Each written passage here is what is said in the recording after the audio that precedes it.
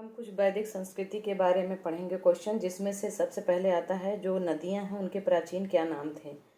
जैसे सतलज का शतुद्री था, रावी का परुष्णी, चेनाब का अस्कनी, झेलम को वितस्ता बोलते थे, ब्यास को बिपाशा, गोमल गोमती है, काबुल कुंभ है, घग्घर द्वस्ती है, गंडक सदानीरा है, कुर्रम क्रुम है, सिंधु सिंधु है, स्वात सुबस्तु है। आगे भी वैदिक संस्कृतियां के कुछ क्वेश्चन हम पढ़ेंगे। यहाँ कुछ कृषि से संबंधित शब्दावलियां हैं जिनके प्राचीन नाम है और आधुनिक नाम है। कभी कभी ये प्रश्न में आ जाता है, जैसे कि उर्वरा को जुते हुए खेत बोलते हैं, लांगल हल को कहा जाता है, ब्रिक बैल को बोलते हैं, करीस या शक्रित गोबर की खाद को कहते हैं, सीता अक्सर ये आ जाता है, सीता सीता हल से बनी नालियों को कहते हैं, आवत कूप या कुआं को कहते हैं, कीवास हलवाहा, उर्दर अनाज नापने वाला पात्र, परजन्य बादल आता है ये, कृत्तिवासा चर्म धारण करने वाला। करीज भी कभी कभी पूछ लेते हैं, तो इसमें से कुछ क्वेश्चन ऐसे हैं जो ये पूछा जाता है कि इनके आधुनिक नाम क्या हैं, इसको हम ध्यान दे देंगे। वैदिक संस्कृति में कुछ दर्शन और न्याय हैं जिसके बारे में हम पढ़ेंगे, देखेंगे। ये मैचिंग में अक्सर करके आता है क्वेश्चन।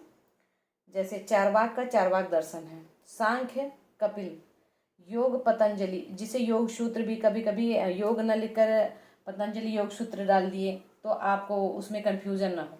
न्याय गौतम न्याय सूत्र, पूर्व मीमांसा जैमिनीय, उत्तर मीमांसा बादरायण ब्रह्मसूत्र। इसमें पूर्व मीमांसा और उत्तर मीमांसा में हम कंफ्यूज हो जाते हैं, इसलिए पूर्व मीमांसा जैमिनी ने लिखा और प्रवर्तक थे उत्तर मीमांसा बादरायण, जिसको ब्रह्मसूत्र भी कहा जाता है। कभी कभी बादरायण ना देकर ब्रह्मसूत्र दे सकते हैं, हम उसमें कंफ्यूज हो सकते हैं, तो इसको ध्यान रखें। वैशेषिक कड़ाद या उलूक, कभी कड़ाद दे सकते हैं या उलूक दे सकते हैं, तो वैशेषिक का दोनों ही आंसर जो है हम लगा सकते हैं। वैदिक संस्कृति में कुछ महत्वपूर्ण तथ्य आते हैं जिसे हमने बताने की कोशिश की है। निष्क, निष्क को माप की इकाइयाँ हैं, जिसको सोना भी इसको बोलते हैं, ये आता है निष्क।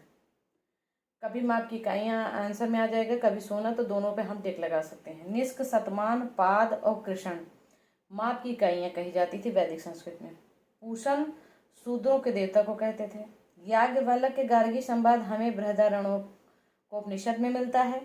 मंडूक सूक्त वैदिक शिक्षा पद्धति में प्राप्त होती है। जो मंडूक सूक्त में वैदिक शिक्षा जानी जाती है कि वैदिक शिक्षा का जो मिला है वो मंडूक सूक्त से मिला है। पुनर्जन्म का सिद्धांत हमें शतपथ ब्राह्मण से मिलता है। मूर्ति पूजा उत्तर वैदिक काल के पूर्ण रूप से शुरू हो गई थी मूर्ति पूजा। यम नचिकेता संवाद हमें कठोपनिषद से प्राप्त होता है। 24 बैलों का हल का उल्लेख काठक संहिता से मिलता है। अथर्ववेद राजा को आय का 16वां भाग कहा जाता है, मिलता था।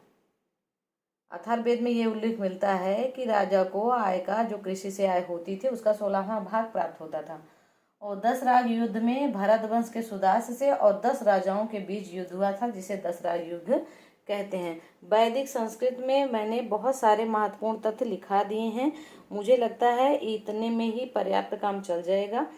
और बहुत ज़्यादा जितने इम्पोर्टेंट थे वो मैंने लिखवा दिए हैं। इसके बाद हम आगे का टॉपिक देखेंगे। इसके आगे हम महाजनपदों का शॉर्ट में देख लेंगे कि उनके महाजनपदों को उनकी राजधानियाँ क्या थी, क्या नाम थे, थोड़ा जो इम्पोर्टेंट होगा वो लिखा देंगे। उसके बाद हम मगध का उत्कर्ष और मौर्यों के बारे में पढ़ाएंगे अगले टॉपिक में, और जो इम्पोर्टेंट होंगे वही लिखाएंगे।